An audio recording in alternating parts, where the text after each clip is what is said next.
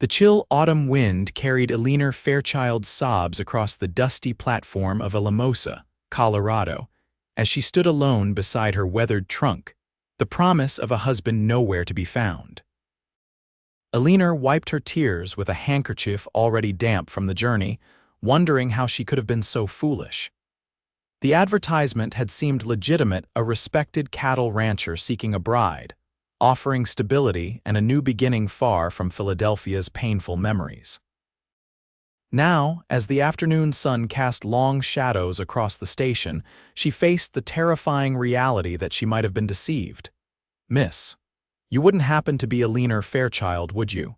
The voice came from behind her, deep and hesitant. Eleanor turned to face a tall man with broad shoulders, weathered skin, and kind eyes that reflected concern. He removed his hat, revealing dark hair with hints of silver at the temples, and shifted uncomfortably from one boot to the other. "I am," she replied, trying to compose herself. "And you are, Quentin Blackburn, madam. I'm here on behalf of Matthew Davis. I regret to inform you that he passed away 3 days ago. Pneumonia took him quick." The man's expression was genuinely sorrowful. "I'm his neighbor. He asked me to meet you if he couldn't." Fresh tears welled in Eleanor's eyes. Not only had she traveled across the country to wed a stranger, but now that stranger was dead, leaving her completely alone in an unfamiliar town with nothing but the trunk at her feet and the last of her money spent on the journey. "I understand if you wish to return east," Quentin continued, his voice gentle. "I'd be happy to arrange passage back to Philadelphia." "I have nothing to return to," Eleanor admitted, her voice barely above a whisper. "My parents are gone, the family home sold to cover debts. I spent everything I had to come here." Quentin nodded solemnly, seeming to understand the gravity of her situation. After a moment of consideration, he spoke again. "Miss Fairchild, I can't replace what you've lost, but I can offer you a safe place to stay while you decide what to do next. My ranch isn't far, and I have a small cabin where the housekeeper used to live before she married. It's yours for as long as you need." Eleanor studied him closely. There was nothing threatening in his manner, only genuine concern. Still, she hesitated. She knew nothing about this man except that he had been neighbor to her intended. "I don't want charity, Mr. Blackburn." "It's not charity, madam. Matthew was a good friend. I owe him this much." He paused, then added softly, "You have me now, always. At least as a friend who'll see you settled properly one way or another." Something in his gentle promise broke through Eleanor's reserve. She nodded, too exhausted and heartbroken to argue further. "Thank you, Mr. Blackburn. I accept your offer for now." Quentin lifted her trunk with ease, placing it in the back of a wagon parked nearby. He helped Eleanor onto the wooden seat, then climbed up beside her and took the reins. As they left Alamosa behind, Eleanor stared at the vast landscape stretching before them. Mountains loomed in the distance, the setting sun painting them in shades of gold and purple. The beauty contrasted sharply with the emptiness in her heart. "It's about an hour to the ranch," Quentin explained, breaking the silence. "Not the fanciest place, but it's mine free and clear. 200 acres, mostly grazing land. Got about 60 head of cattle and some horses." Eleanor nodded, not trusting her voice. The enormity of her situation was overwhelming. 23 years old, alone in a strange place with no prospects and no plan. "Matthew mentioned you were a school teacher back east," Quentin ventured. "I was," Eleanor confirmed, surprised that her intended had shared this detail with his neighbor. "For 5 years. I taught children aged 6 to 12. Alamosa could use a teacher," Quentin said. "The last one left months ago to get married. Children are getting their lessons at home or not at all." This information sparked a flicker of interest in Eleanor. Teaching had been her passion, her escape from the troubles that had plagued her family after her father's business failed. If there was truly a need, the town council would likely provide housing for a qualified teacher, Quentin continued. "It wouldn't be much, but it would be a start." That's good to know," Eleanor said. "I'll consider it once I've had time to think." They traveled in companionable silence after that. Eleanor's tears had dried, replaced by numbness and exhaustion. The rhythmic clop of hooves and the occasional creak of wagon wheels lulled her into a state of calm resignation. As darkness fell, lights appeared in the distance, the Blackburn ranch. It was modest but well-maintained, with a main house built of sturdy logs, a large barn, and several outbuildings. True to Quentin's word, a small cabin stood about 50 yards from the main house, smoke curling from its chimney. I had Mrs. Torres, she helps with housekeeping, prepare the cabin for you, Quentin explained as he brought the wagon to a halt. There's a hot meal waiting and fresh linens on the bed. The kindness of this stranger nearly brought tears to Eleanor's eyes again. Thank you, Mr. Blackburn. Your thoughtfulness is appreciated. Quentin carried her trunk to the cabin door, then stepped back respectfully. I'll leave you to rest, Miss Fairchild. Mrs. Torres will check on you in the morning. If you need anything before then, don't hesitate to come to the main house. Eleanor nodded, suddenly aware of how alone she would be once he left. Mr. Blackburn, she called as he turned to go. Thank you, truly. His smile was warm in the lantern light. Sleep well, Miss Fairchild. Things often look clearer in the morning light. After he left, Eleanor entered the cabin and found it surprisingly comfortable. A small sitting area with a rocking chair faced a stone fireplace where flames danced merrily. A curtain partially separated the living space from a bed with a colorful quilt. A small table held a covered dish that, when revealed, contained a hearty stew still warm enough to eat. Eleanor ate mechanically, barely tasting the food despite its quality. When finished, she washed quickly at the basin provided and changed into her nightgown. Exhaustion claimed her almost as soon as her head touched the pillow. She dreamed of the husband she never met, faceless and distant, then of Quentin Blackburn with his kind eyes and gentle voice saying, "You have me now, always." Morning arrived with golden sunlight streaming through the cabin's small windows. For a moment, Eleanor was disoriented, forgetting where she was. Then reality crashed back. She was in Colorado territory, alone, her intended husband dead, staying in a cabin owned by a man she'd just met. A knock at the door roused her fully. Eleanor hastily pulled on her dressing gown and called, "One moment, please."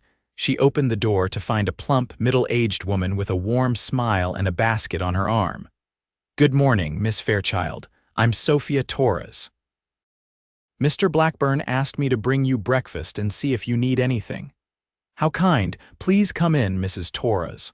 Sophia bustled inside, setting her basket on the table. "I've brought fresh biscuits, preserves, and coffee. There's a bit of ham as well." "Mr. Blackburn thought you might want a proper breakfast after your journey." Eleanor's stomach rumbled at the mention of food.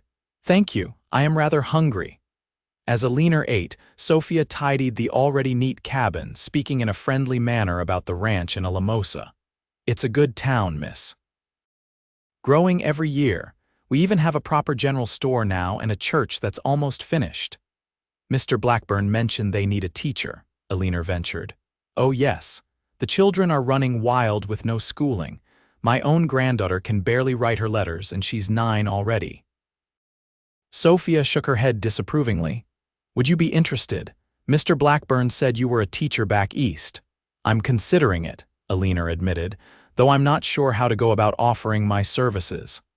The town council meets every Friday evening at the mayor's house." "That would be Mayor Wilson. His wife, Martha, heads the ladies' auxiliary. They've been trying to find a teacher for months." Sophia folded a towel precisely. "Mr. Blackburn sits on the council. He could introduce you." Eleanor nodded thoughtfully. Teaching would give her purpose and independence. Perhaps this unexpected turn of events could lead to something positive after all. "Mrs. Torres, how well did you know Mr. Davis, my intended?" Sophia's expression grew sad. "He was a good man, miss. Quiet, hardworking. His ranch is smaller than Mr. Blackburn's but well run. No family except a cousin in Denver who's coming to settle the estate." She paused. "He was excited about your arrival, had the house all fixed up nice." Eleanor felt a pang of grief for this man she'd never met, who had prepared for her arrival with such care. "And Mr. Blackburn?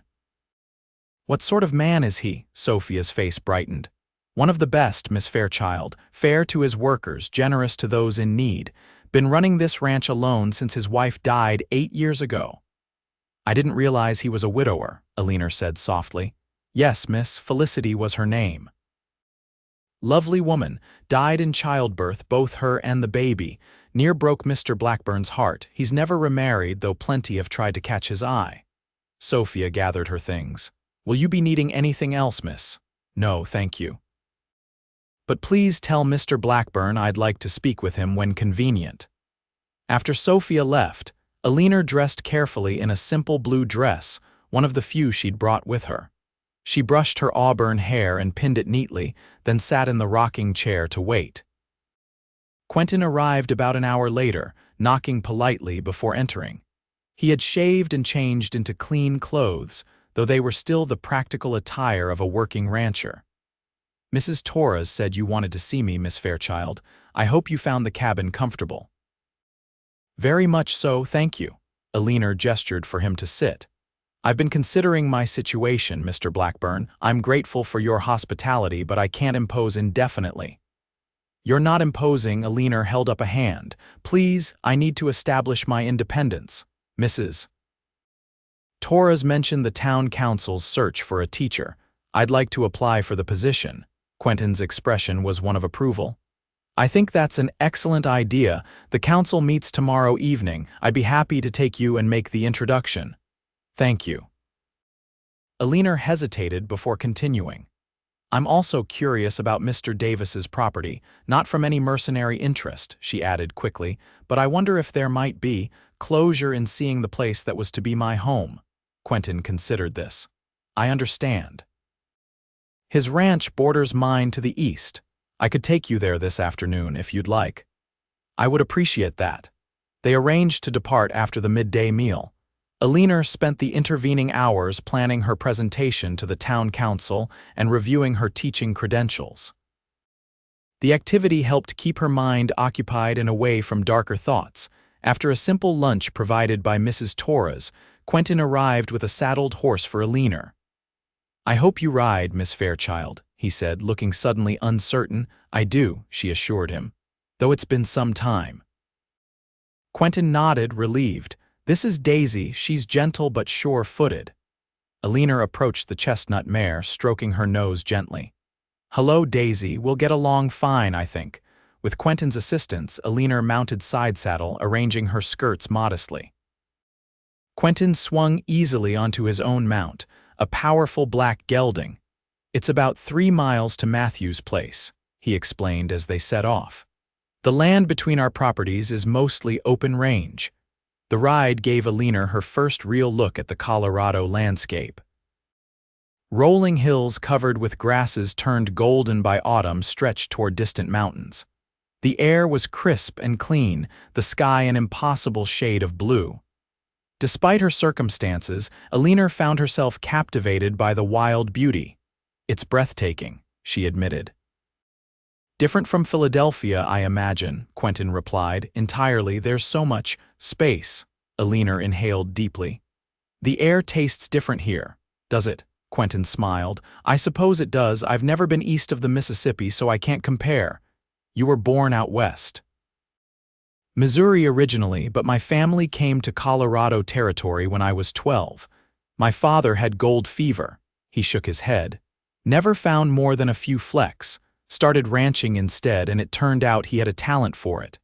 Eleanor found herself genuinely interested. And you followed in his footsteps?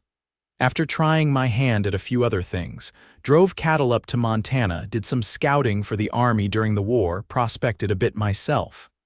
Quentin gestured at the land around them, but I always came back to this.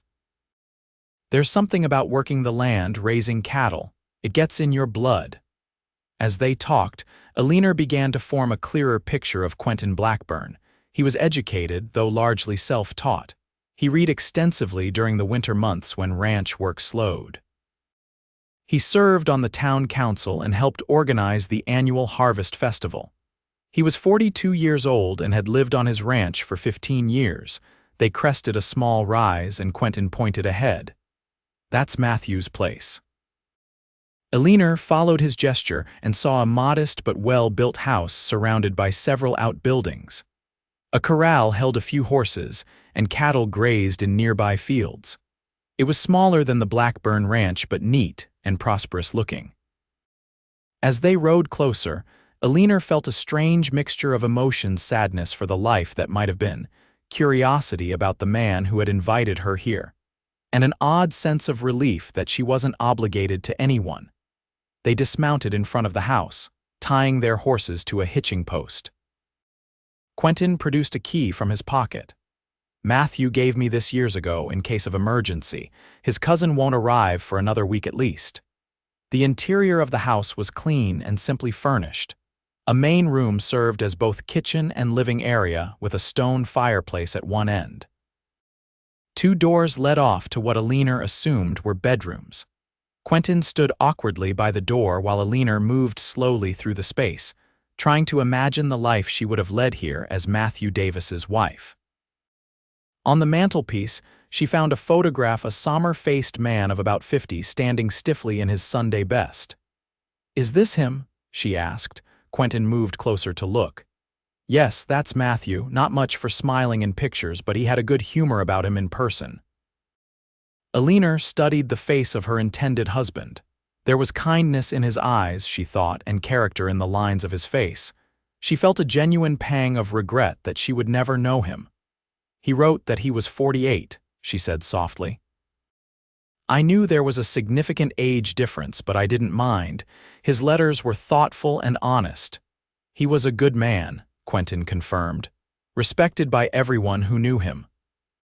Eleanor continued her exploration, finding evidence of preparation for her arrival: new curtains at the windows, a rocking chair by the fire that still had the store tag attached, a shelf of books that seemed selected to appeal to a woman's interests. In one of the bedrooms clearly meant to be hers, she found a small desk positioned near the window with a view of the mountains.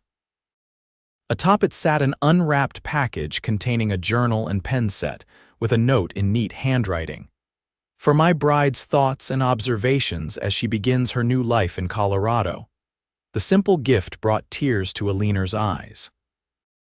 Matthew Davis had been a stranger, yet he had considered her comfort and interests. She slipped the note into her pocket as a memento of the man she was to have married. "He was looking forward to your arrival," Quentin said from the doorway. "Talked of little else these past months." Eleanor wiped away a tear. "I wish I could have known him. His letters revealed a thoughtful, decent man." They left the bedroom, and Eleanor took one last look around the main room. "Thank you for bringing me here, Mr. Blackburn. I needed to see this." "You're welcome, Miss Fairchild. I thought it might help with accepting what happened." As they mounted their horses for the return journey, Eleanor asked, "What will happen to the ranch now?" "His cousin will likely sell it," Quentin replied. "William's a banker in Denver, has no interest in ranching. It's good land, though. Someone will buy it." They rode in companionable silence for a time, each lost in thought. The afternoon sun cast long shadows as they made their way back to the Blackburn ranch. "Mr. Blackburn," Eleanor said suddenly, "I want to thank you again for your kindness." Many men would not have gone to such lengths for a stranger. "You were important to Matthew," he replied simply, "and no one should face such circumstances alone." That evening, Eleanor wrote in her own journal, recording the events since her arrival and her impressions of Alamosa and its inhabitants, particularly Quentin Blackburn, whose generosity had given her a chance to rebuild her life in this new place. The following day, Mrs. Torres arrived early with breakfast and news that Quentin had business in town, but would return in time to take Eleanor to the council meeting. She also brought fabric and sewing supplies so Eleanor could mend her travel-worn clothing and perhaps make a new collar for her best dress before meeting the town council. Eleanor spent the day preparing her presentation and refreshing her appearance. By late afternoon, she felt ready to face the council and make her case for the teaching position. Quentin arrived promptly at 6, driving a buggy rather than the wagon. He, too, had dressed for the occasion in a clean suit coat over his usual attire. He complimented Eleanor's appearance politely as he helped her into the buggy. "You look very nice, Miss Fairchild. The council will be impressed." "Thank you, Mr. Blackburn. I hope my qualifications impress them more than my appearance." "They will," he assured her. But first impressions matter in a small town. During the drive to Alamosa, Quentin briefed her on the council members Mayor Wilson, a former Army officer who had settled in the area after the war, Dr. Anderson, who served the medical needs of 3 counties, Mrs.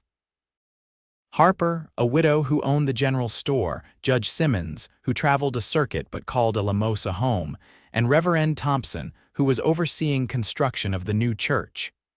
"The 6th member is me," Quentin concluded. "I won't vote on your application since I'm presenting you, but I think you'll find the others fair-minded." Eleanor appreciated his candor. "And what of the facilities? Is there a schoolhouse?" "There is, though it needs some attention." It was built 4 years ago when the town had its first growth spurt. Simple design, 1 room with a stove, desks, and a small attached living space for the teacher. "How many students might I expect?" 20, perhaps 30 during winter when the outlying farms can spare their children. Ages 5 to 16, with varying levels of prior education. Eleanor nodded, mentally preparing for the challenge. Teaching multiple age groups simultaneously was difficult but not unfamiliar to her. The mayor's house was one of the more substantial buildings in Alamosa, a 2-story structure with a wide porch and actual glass windows. Several horses and buggies were already tethered outside when they arrived. Mayor Wilson, a tall man with an impressive mustache, greeted them at the door. "Blackburn, good to see you, and this must be Miss Fairchild. Martha's been looking forward to meeting you."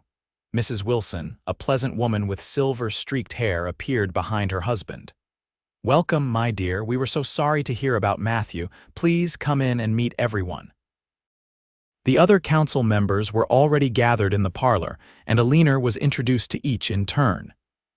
They expressed condolences for her loss, which Eleanor accepted graciously despite feeling like an imposter after all.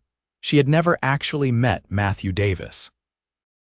After refreshments were served, the council meeting began formally. Several town matters were discussed before Mayor Wilson turned to Quentin. "I understand you have a proposal regarding our vacant teaching position," Quentin stood. "I do. As you know, Miss Eleanor Fairchild arrived yesterday, having traveled from Philadelphia to marry Matthew Davis. In light of his untimely passing, Miss Fairchild is seeking to establish herself here in Alamosa. She's a qualified teacher with 5 years' experience in Philadelphia schools. I believe she would be an excellent candidate for our vacant position." All eyes turned to Eleanor, who rose and stepped forward. "Thank you, Mr. Blackburn. Members of the council, I appreciate the opportunity to present my qualifications. I received my education at the Philadelphia Normal School for Girls and subsequently taught at Walnut Street School for 5 years. My pupils ranged in age from 6 to 12, though I'm comfortable teaching older students as well." For the next quarter hour, Eleanor answered questions about her teaching methods, discipline approaches, and curriculum knowledge. The council seemed increasingly impressed with her responses. "What subjects are you prepared to teach?" Judge Simmons asked. "Reading, writing, arithmetic, geography, history, basic sciences, and literature," Eleanor replied confidently. "I'm also qualified to teach music, though I don't play the piano. I can teach vocal music and simple recorder." "And what of your spiritual guidance for the children?" Reverend Thompson inquired. "I believe in moral education based on Christian principles," Eleanor answered carefully. "However, I respect that specific religious instruction should come from parents and church leaders." The Reverend nodded, seemingly satisfied. Mayor Wilson leaned forward. "Miss Fairchild, why do you want to stay in Alamosa? With your qualifications, you could likely find a position in Denver or even return east." Eleanor considered her answer thoughtfully.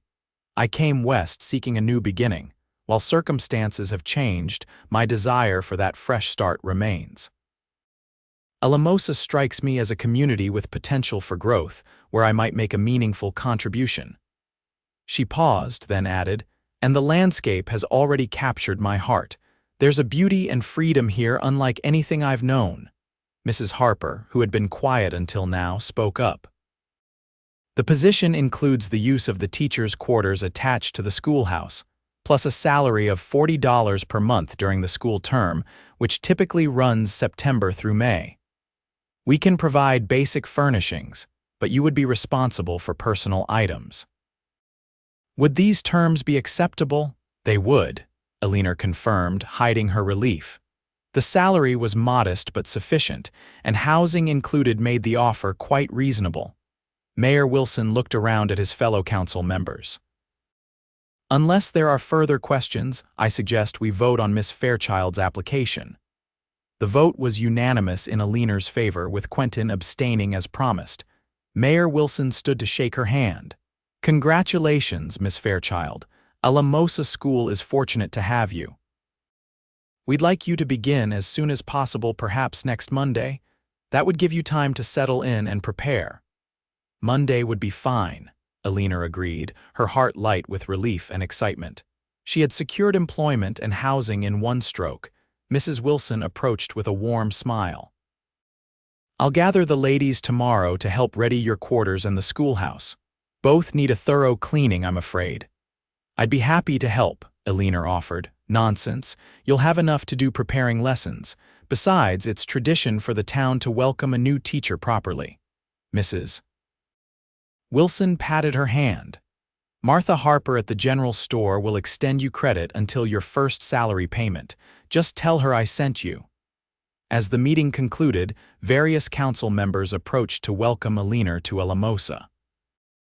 She was touched by their genuine warmth and enthusiasm for her arrival. On the ride back to the ranch, Eleanor could barely contain her excitement. "They were so welcoming, and the terms are more than fair." Quentin smiled at her enthusiasm. They recognized quality when they saw it. "The children of Alamosa will benefit from your experience. I should begin planning immediately. There's the curriculum to organize, books to review." Eleanor's mind raced with preparations, "And I'll need to see the schoolhouse as soon as possible." "I can take you tomorrow," Quentin offered. "We can also stop at Harper's General Store so you can order any supplies you need."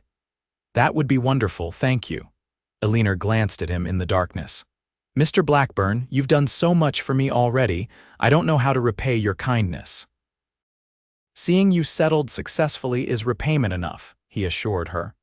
"Besides, the town needs a good teacher. I'm helping Alamosa as much as I'm helping you." Eleanor sensed there was more to his generosity than civic duty, but she didn't press the issue. They rode the rest of the way in comfortable silence, the stars brilliant overhead in the clear Colorado sky. The following day, Quentin took Eleanor to town as promised. The schoolhouse stood on the outskirts of Alamosa, a simple wooden structure with a small bell tower. Inside, Eleanor found a large, open room with rows of desks facing a teacher's desk on a slightly raised platform. A blackboard covered much of the wall behind the desk.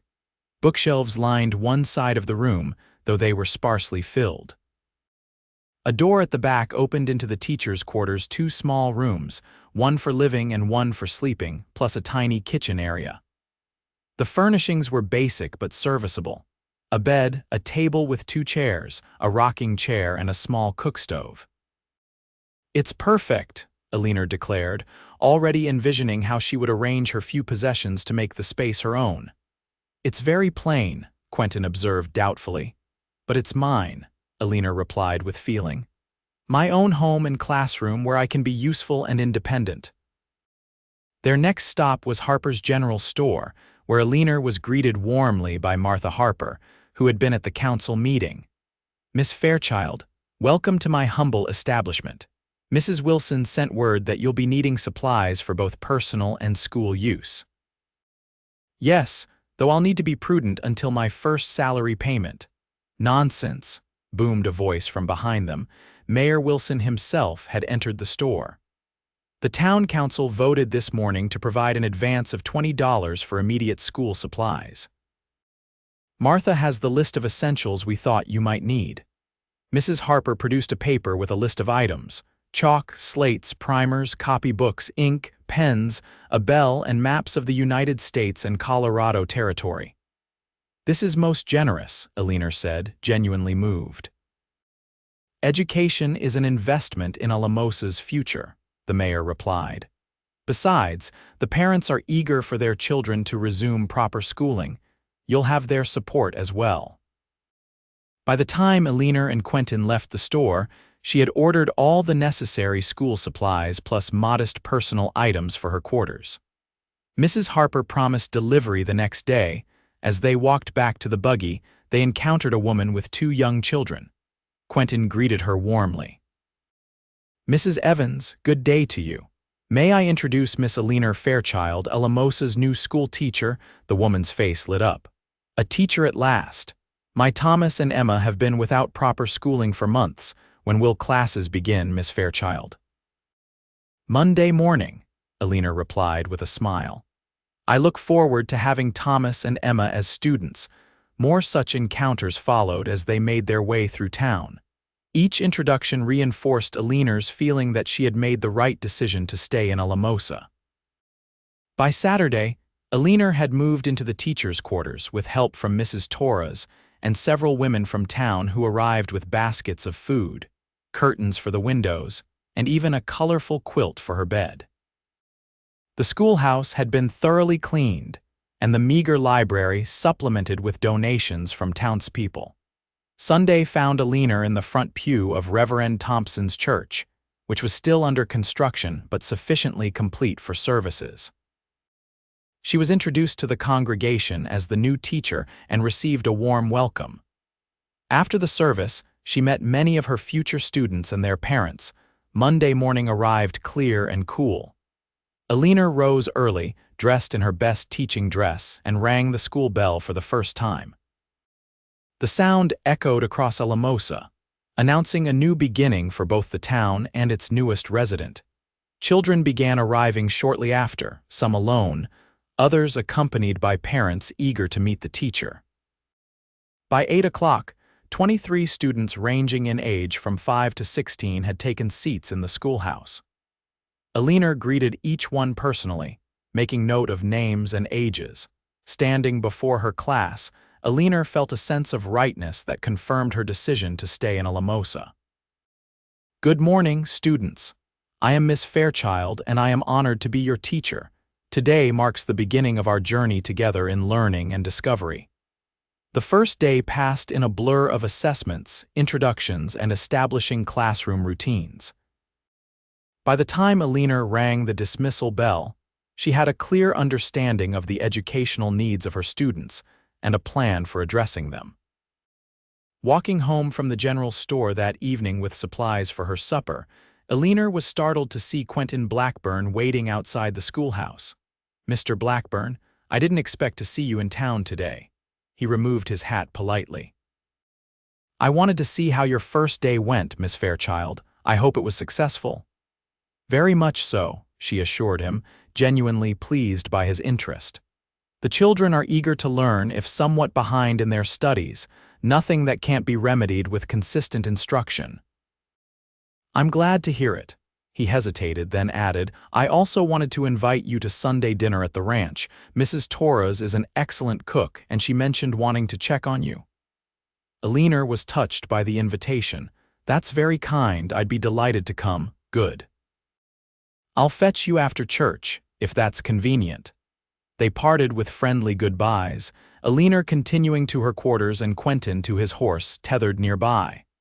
As she prepared her simple supper, Eleanor reflected on how quickly her circumstances had changed. In just 1 week, she had gone from abandoned mail order bride to respected schoolteacher with her own home and position in the community. The days fell into a pleasant routine.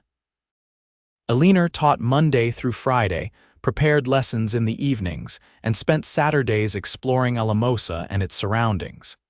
She was gradually introduced to the townspeople, who welcomed her warmly into their community. Sunday dinner at the Blackburn Ranch became a regular occurrence. Sometimes other guests were present, the doctor and his wife, the mayor or Reverend Thompson, but often it was just Eleanor, Quentin, and Mrs. Torres. These quieter Sundays were Eleanor's favorites, as they allowed for more personal conversation. She learned more about Quentin during these meals. How he had expanded the ranch from his father's original holdings, his love of literature, particularly Shakespeare, his involvement in local affairs beyond the town council.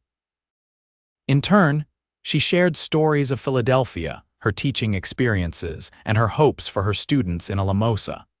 As autumn progressed toward winter, Eleanor found herself looking forward to these Sunday visits with increasing anticipation.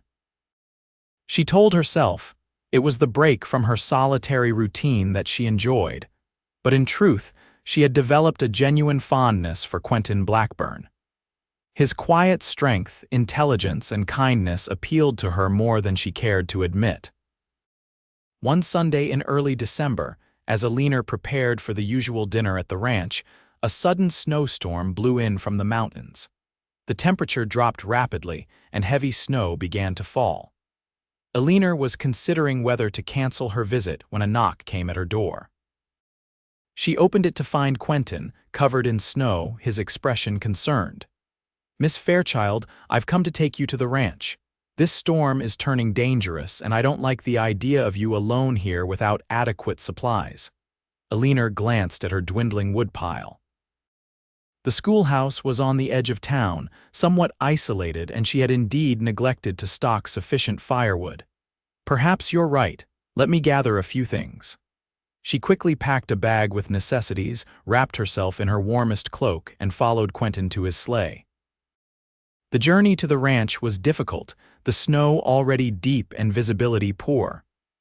"I apologize for the weather," Quentin said, as if it were somehow his fault. "Colorado winters can be treacherous, especially for those unused to them." "I'm discovering that," Eleanor replied, huddling deeper into her cloak, "though I must say there's a wild beauty to it." "That there is," Quentin agreed, his expression softening as he glanced at her. "Wild beauty has its own special appeal." Eleanor felt a warmth that had nothing to do with her winter garments. The way Quentin looked at her sometimes made her wonder if his feelings, like hers, had grown beyond mere friendship. By the time they reached the ranch, the storm had intensified. Mrs. Torres greeted them with relief, ushering Eleanor to the fire while scolding Quentin for traveling in such weather. "It was necessary," he replied calmly. "Miss Fairchild wouldn't have had enough firewood to last the night." Mrs. Torres clucked disapprovingly, but busied herself preparing hot coffee and a late dinner.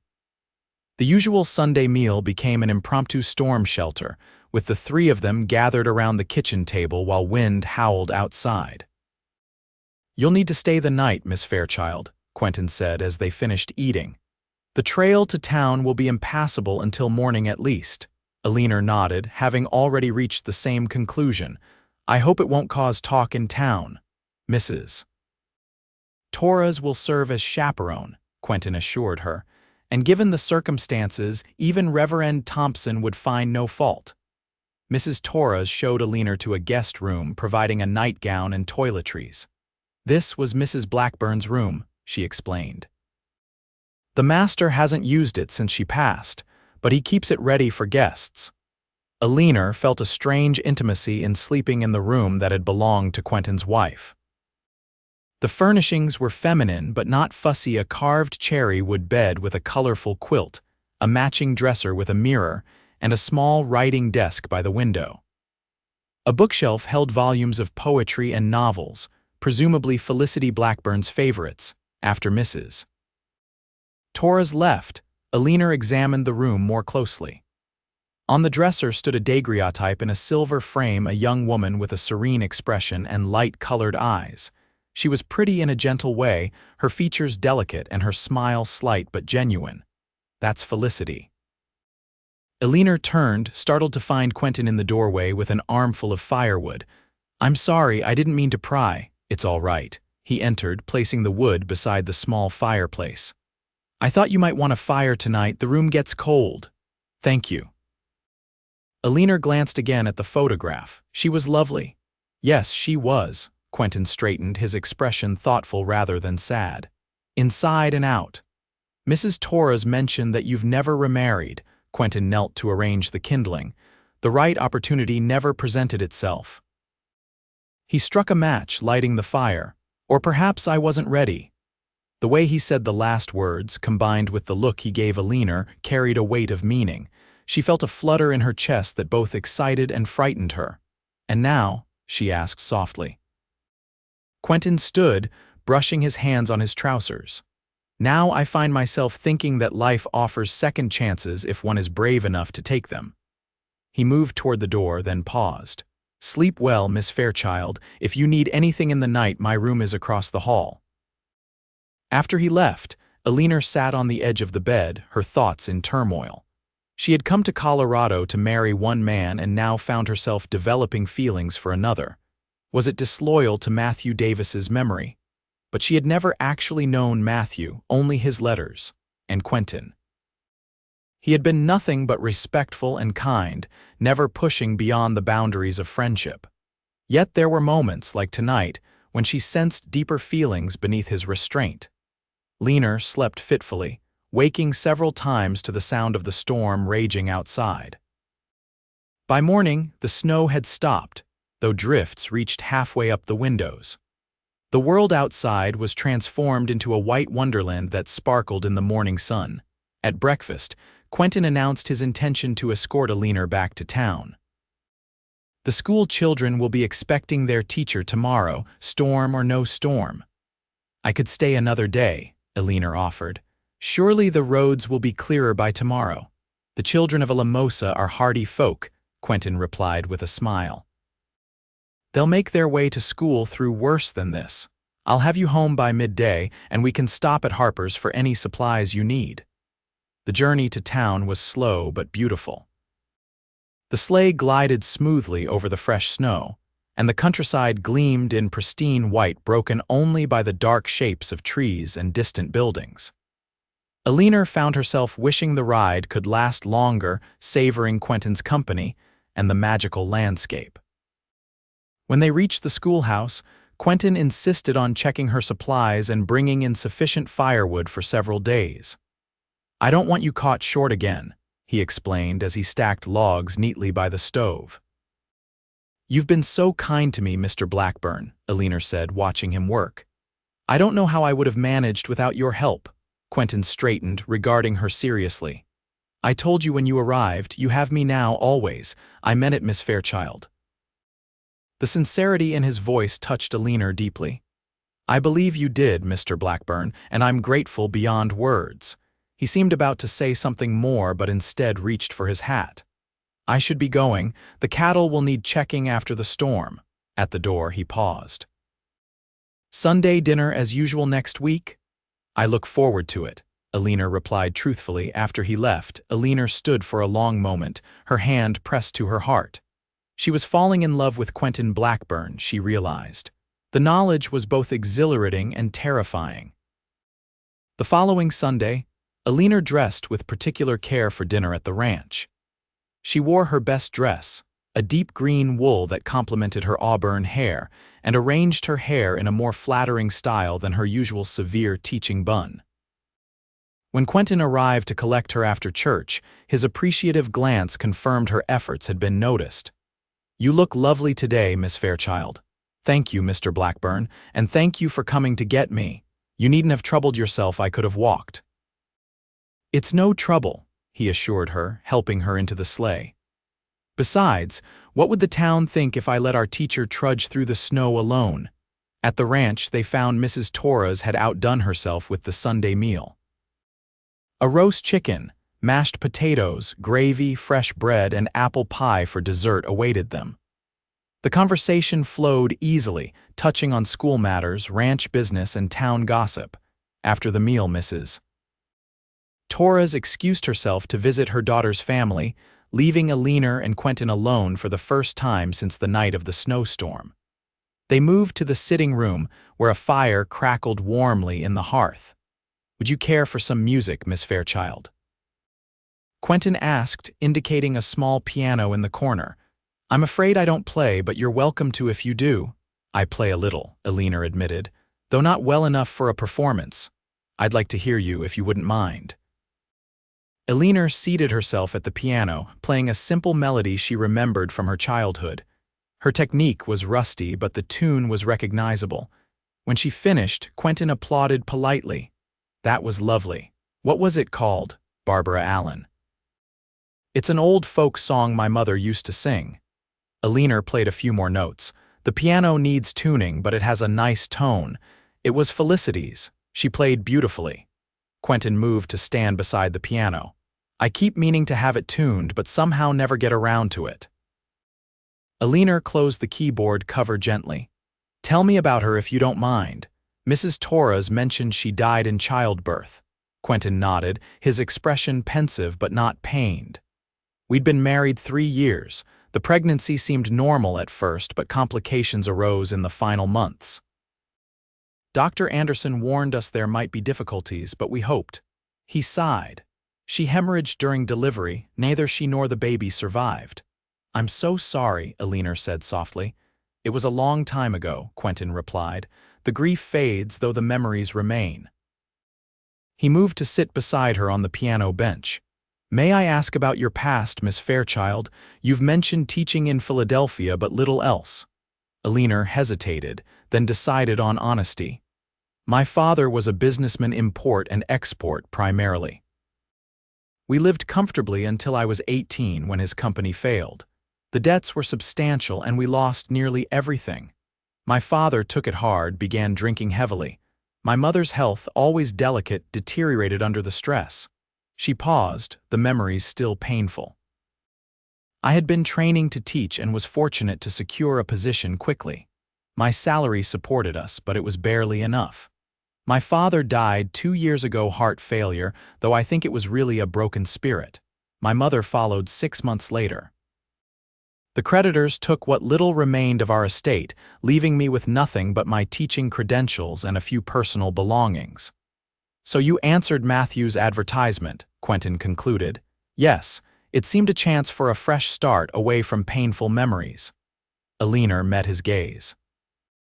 I was honest with him about my circumstances. He wrote that he didn't care about my lack of dowry, that he was looking for companionship and someone to share his life, not financial advantage. That sounds like Matthew, Quentin agreed. He was a lonely man, especially after his sister moved to California last year. His letters revealed a kind, thoughtful person. I believe we would have suited each other well enough. Eleanor smiled sadly.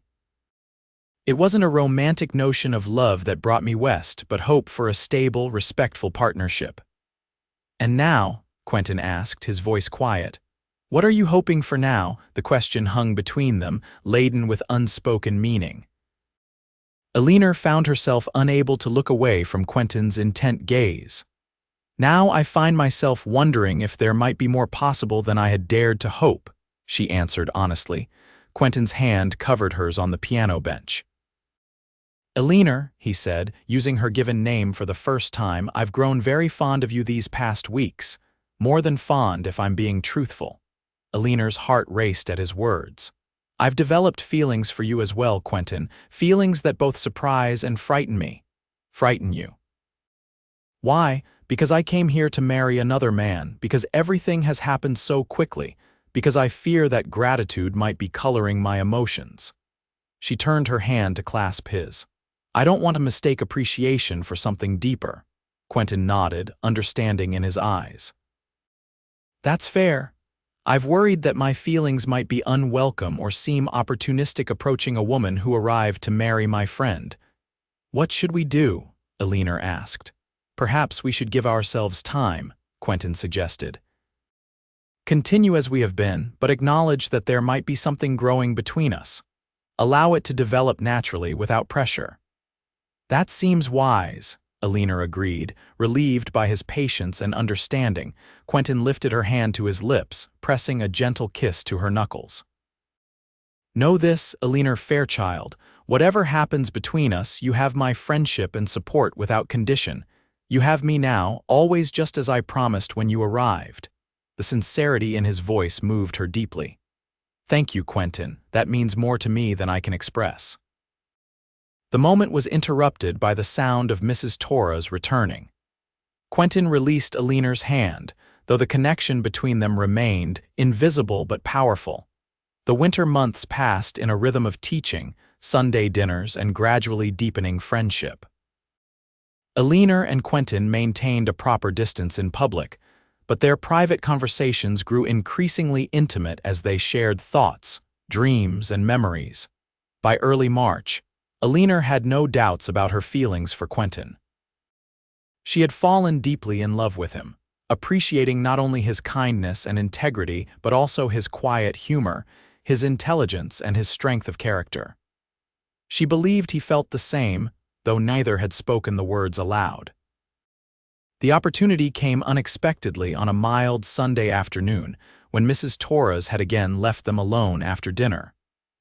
They had taken to walking the ranch property when weather permitted, and this day found them strolling along a creek, just beginning to thaw from winter's grip. "Spring comes late to Colorado," Quentin observed, "but when it arrives it transforms everything. In another month this meadow will be covered with wildflowers." "I look forward to seeing it," Eleanor replied. "Philadelphia has its beautiful parks, but nothing compares to the natural splendor here." They walked in comfortable silence for a time until Quentin stopped beneath a tall pine tree. "Eleanor, there's something I need to say to you." The seriousness of his tone made her heart skip. "Yes, Quentin." He took both her hands in his expression earnest. "These past months have been the happiest I've known in many years. Getting to know you, watching you build a life here in Alamosa, seeing your dedication to your students and your kindness to everyone you meet, it's all confirmed what I began to suspect that very first day at the station." "What did you suspect?" Eleanor asked, hardly daring to breathe. "That you were someone special, someone I could love." He squeezed her hands gently. "I do love you, Eleanor Fairchild, deeply and completely." Joy surged through Eleanor's heart. "Oh, Quentin, I love you too. I think I have for months now." His smile was radiant as he drew her closer. "May I kiss you, Eleanor, please?" she whispered. His lips met hers in a tender, reverent kiss that spoke of devotion and promise. Eleanor felt as though her heart might burst with happiness as she returned the kiss, her hands moving to rest against his chest. When they finally parted, Quentin kept her close within the circle of his arms. "I want to ask you something important, but I don't want to rush you. We can wait if you prefer." Eleanor knew what he was going to ask, and her answer was ready. "Ask me, Quentin. I'm not afraid anymore."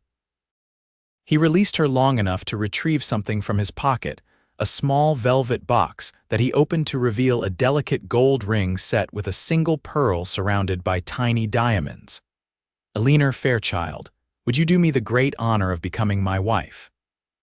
I promise to cherish and protect you all the days of my life, to be your partner in all things, and to love you with my whole heart." Tears of joy filled Eleanor's eyes. "Yes, Quentin Blackburn, I will marry you. I want nothing more than to build a life with you, to share your home and your name, and to love you always."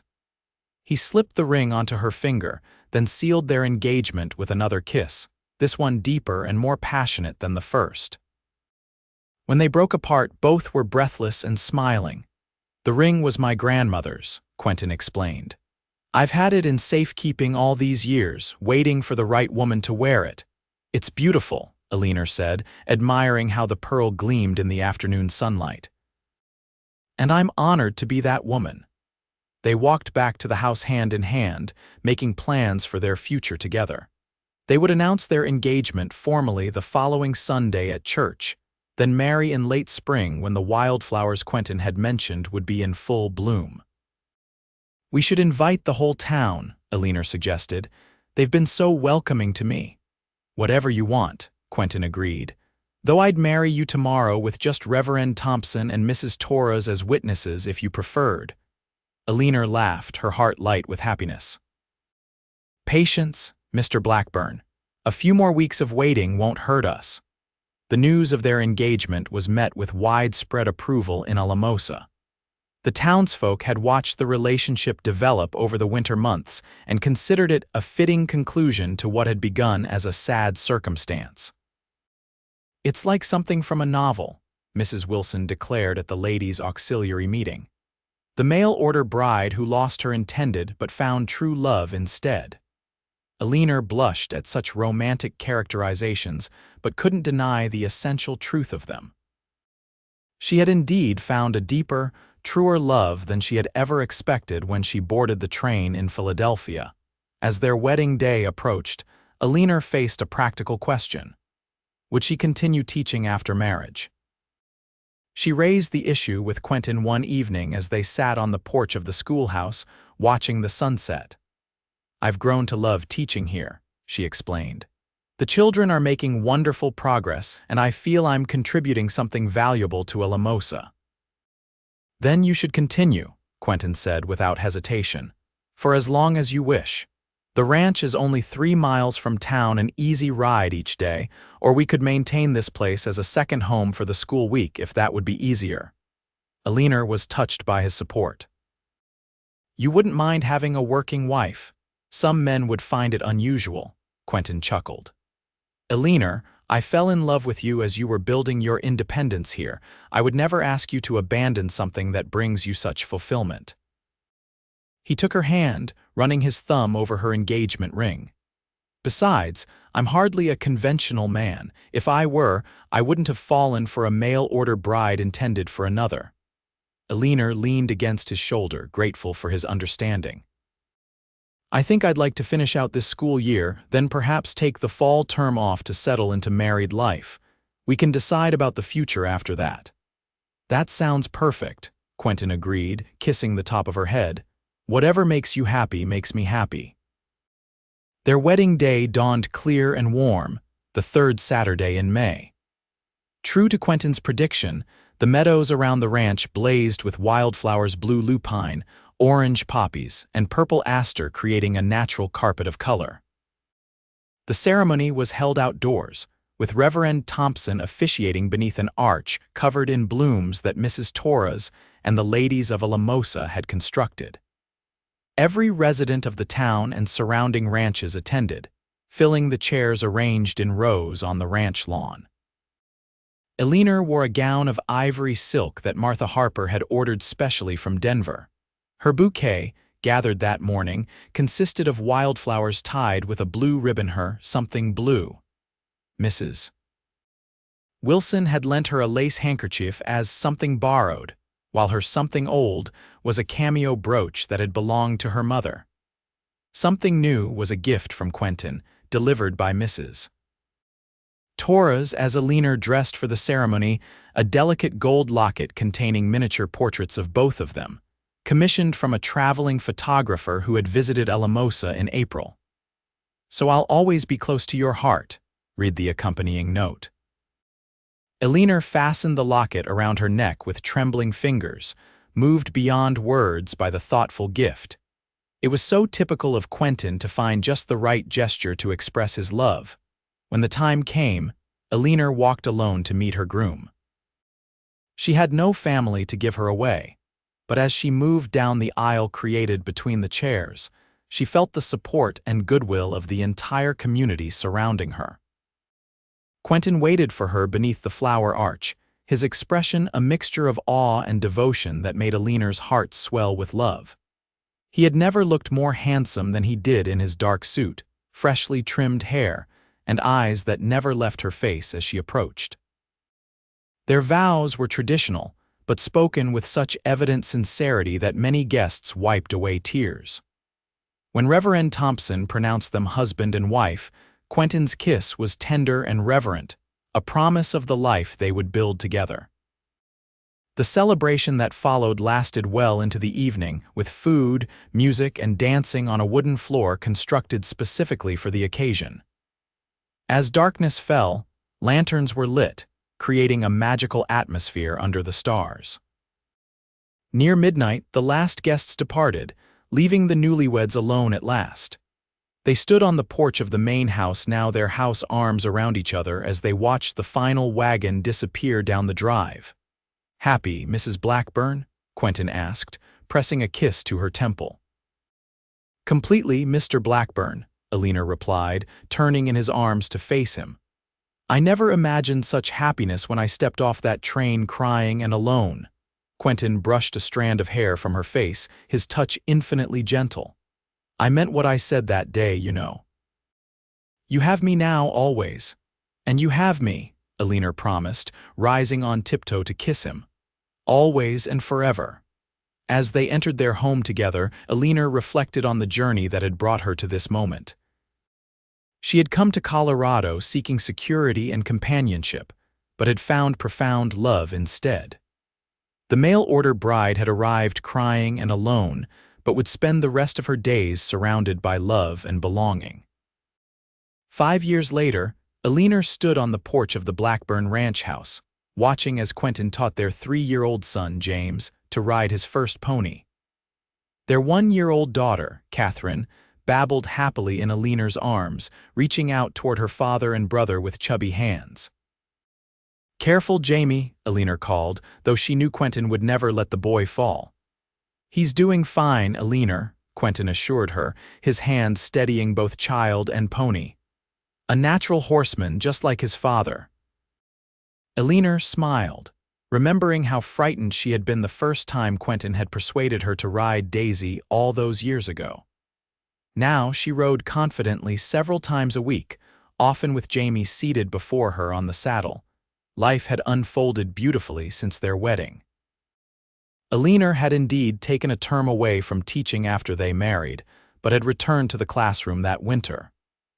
When she discovered she was expecting Jamie, she had reluctantly resigned, promising herself and the town council it would be temporary. After Jamie's birth, she had found a way to balance motherhood and her vocation by teaching part-time, with Mrs. Torres's daughter helping care for the baby during school hours.